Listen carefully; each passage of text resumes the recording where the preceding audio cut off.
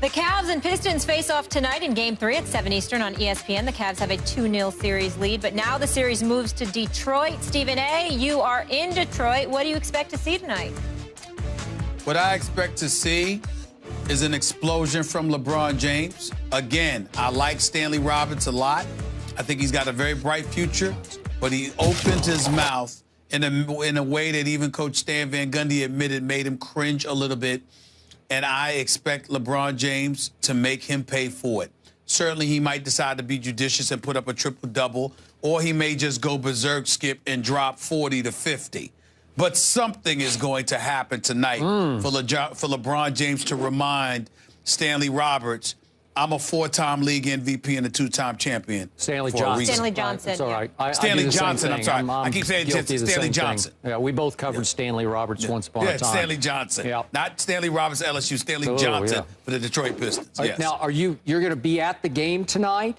I'm here. That's why I'm in Detroit. Okay, I want to make sure because I'm here. I got to tell you, I agree with your premise. I agree LeBron is going to be primed for this one.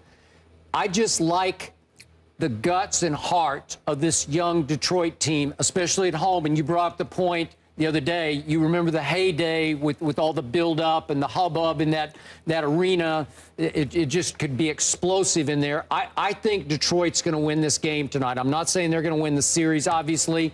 I just like their spunk at home. I think they'll rise up and win one game in this series, and it's going to be, this is obviously the turning point game. I get what you're saying, though. It was not smart what Stanley Johnson said. I think they would have won tonight if Stanley Roberts had not opened his mouth. I think the fact that he did is different, and I think Stanley Johnson, I don't know why I keep saying Stanley Roberts, Stanley Johnson. But let me say this to you. If there was ever a moment, not that LeBron has much to prove, but when we talk about the old school guys, the Kobes, the LeBron, the Michael Jordans, and beyond, you remember when people used to chirp and just make a mere mention of these dudes, and they'd step out on the court and annihilate you? Could you imagine if Stanley Johnson had done this to one of those players? Nope. It would be over, like, man. So this is one of those moments where tonight LeBron needs to go at him like that. Okay, well, you're going to have to walk into that arena tonight now, and all those Piston fans are going to say, Stephen A., you don't have our back anymore, right? Well, I love Detroit. I think it's a great sports town. And I love Stan Van Gundy and the job that he's done. Yeah. But that doesn't mean, and I like Reggie Jackson. I like Stanley Johnson. So do I. I like Andre Drummond. But I don't think you're good enough to beat LeBron if LeBron comes out there hell-bent on destroying you. Okay. Detroit, I got your back. I got you go ahead tonight. and do that. All right. I'm in the house. Ain't no way. I ain't worried about it. All right. I ain't worried about it. These are my peeps. Yeah. It's all love. It's all love. All right. Let's go to the other one here. After winning Game 1, the Pacers have lost 2 straight, including last night's 16-point loss at home in Game 3. Paul George struggled from 3 last night, making only 1 of his 8 shots. Stephen A., how much blame should George get for those losses? I'm not going to give him but so much blame. He's a star. He showed up to play, but other guys have to show up to play. I'm looking at last night. Monte Ellis shooting 3 of 9 from the field, only scoring 7 points. George Hill only putting up 13. Lavoy Allen and other guys, what are they doing? I mean, the only guy that came to help him was Miles Turner. I'm not going to put that on Paul George. I think Paul George has had a great season. I think that he's somebody that's reminded the world of what a star he is, but he needs help. And other guys got to show up and do their job, especially against Toronto now that Kyle Lowry and DeMar DeRozan seem to have gotten it going a little bit. They need to step up and help Paul George. He can't do it all by himself. Okay, but after the Pacers convincingly won Game 1 at Toronto, you and I both said, that's it, Indiana's going to win this series. I think we both said in 6 games, right? Yeah. And the Pacers came up small in Game 2 and smaller at home in Game 3. Right. And I get what you say about Monte Ellis. I have no idea what this was. This was just nothing. I don't know what happened. He didn't show up. He didn't show up. But Paul George, we both agreed, is easily the best player on the floor. And DeMarre Carroll showed up for Toronto last night in Indianapolis because he was all over Paul George. I watched a lot of this game, and Paul George was just shut down last night. When he goes 1 for 8 from 3, that's going to be a problem. You're going to have a hard time. This game was over at halftime to me. Toronto came right out and took control, And this is an Indiana team that I try to like. I've tried to like them all year because any given night, they beat my Spurs in Indianapolis. I thought, boy, they look great in that game. But some nights, the whole team doesn't show up. So in this case, the whole team didn't show up. And now I don't think I'm picking the Pacers anymore to win this series. I don't blame you for that, but I'm going to still stick with them for now. But I'm rooting for my man Dwayne Casey because I'm a fan. But I will tell you this, DeMarre Carroll was a huge pickup that they got in the offseason from Toronto for specifically this kind of purpose, to defend the likes of a Paul George. DeMarre Carroll can defend, and Paul George is going to have his work cut out for him. But it's real easier to defend him when no one else will show up. Yeah. When others show up to help him, you've got to change things a little bit. So the Monte Ellis of the world, the George Hills of the world, and others, they've got to show up and help. And Frank Vogel has got to figure out a way to free Paul George up a little bit more. So we've gone this whole show, and we failed to even bring up the San Antonio Spurs that do play tonight. At Memphis, they play, and nobody talks about it. What we failed to bring up? No one does. Just America's what we team. failed to bring up, Skip? Yeah. My man Jake Arrieta for the Chicago Cubs pitching a no-hitter. That's what we failed to bring up. We care about the Spurs more than that. Well, I care about the no-hitter, too. I care about Steph Curry finishing fourth and most improved. Yeah, let's talk about everything. We've got 5 seconds left. I do have your back, San Antonio. Oh, here we go. You keep on doing that against Memphis. Stephen, what a risk. You're really going out there on a limb, Skip. Real OKC. Well, I think the real OKC is a combination of both to some degree. First of all, they'll never be as bad offensively as they were with Kevin Durant in Game 2. I told you all it was an aberration. This guy is a superstar. This guy is a scorer extraordinaire. This guy is a guy that career averages of 27, 7, and 6 on 48% shooting from the field and 38% shooting from three-point range. And by the way, he's a career 88% shooter from the free throw line, just to piggyback off of our points from the other day. You knew that Game 3, Kevin Durant was going to show out because Game 2 is an aberration. When he struggles to score like that, that is not something that's going to happen in back-to-back nights against with somebody as great as Kevin Durant is as a scorer. But the fluidity of their offense, how sometimes every shot they take appears to be so difficult. I'm going to sit here and say to you that what you saw last night is not indicative of what you will see from them all the time.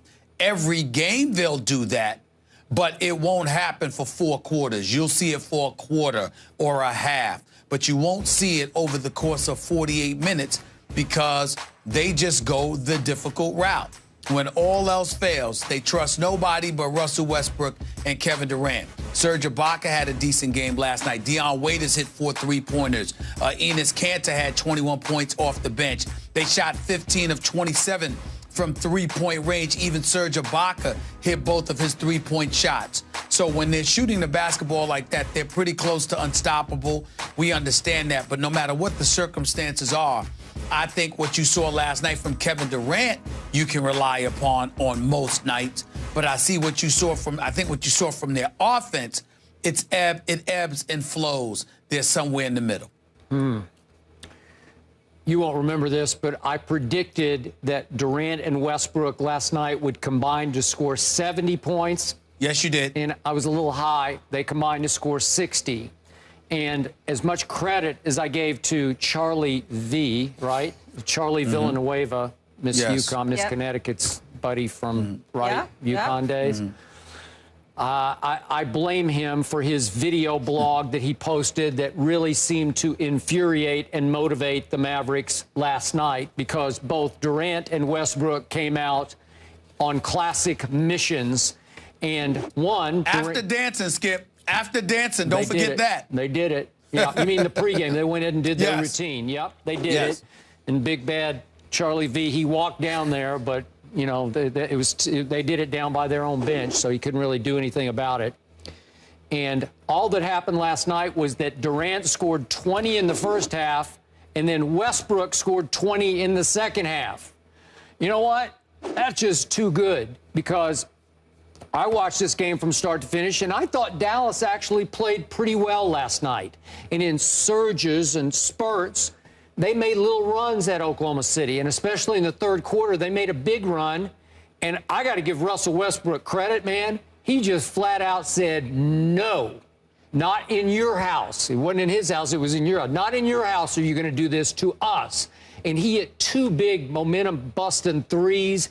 I thought he was special in the second half. Russell Westbrook just playing as an offensive force. He was special. Well, you know and I know, on any given night, if those two can get in that kind of a groove, they're just pretty much, they're unbeatable. When they make 15 of 27 threes, that's Golden State-esque for these guys because they don't always or often do that. And it was just too good. Dallas couldn't control the tempo. They couldn't control the momentum.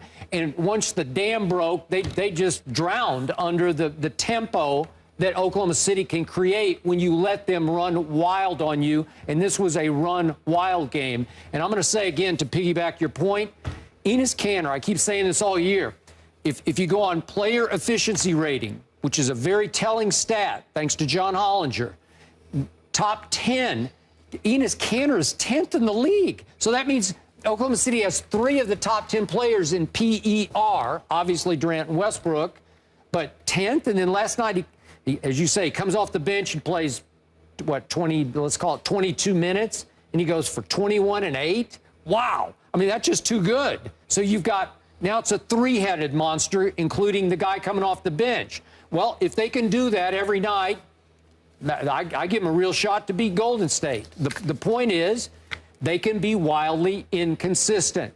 They get their pride challenged, and they bounce back and throw haymakers on the basketball court. And then they'll put it on cruise control, and maybe they'll blow a game. So I don't know. The real Mavericks, to me, are the ones who have trouble holding those fourth-quarter leads from night to night to night. You talk about the real Thunder, not the real Mavericks. I'm sorry, the real Thunder. Yes, the real Thunder, they struggle in close late games to close deals. That's the team I've seen all year, and that's the team that I'm looking forward to my Spurs playing next round. Well, I got to tell you, listen, I think from a talent perspective, everybody knows that the Oklahoma City Thunder are the best match to go up against the Golden State Warriors in terms of talent. Yep, I agree. Not coaching, not schemes, not style of play, but in terms of talent. I'm with you. And I just think that when you look at it from that perspective, listen, I can't sleep on Oklahoma City and what they can bring to the table. I know they're a threat, but I lost you. I'm sorry. You lost. We're right here. Can you hear me? You got us?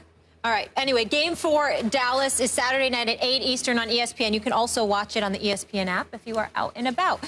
Coming up next, LeBron and the Cavs look to take a 3-0 lead over the Pistons tonight. We'll tell you if they'll do that after the break.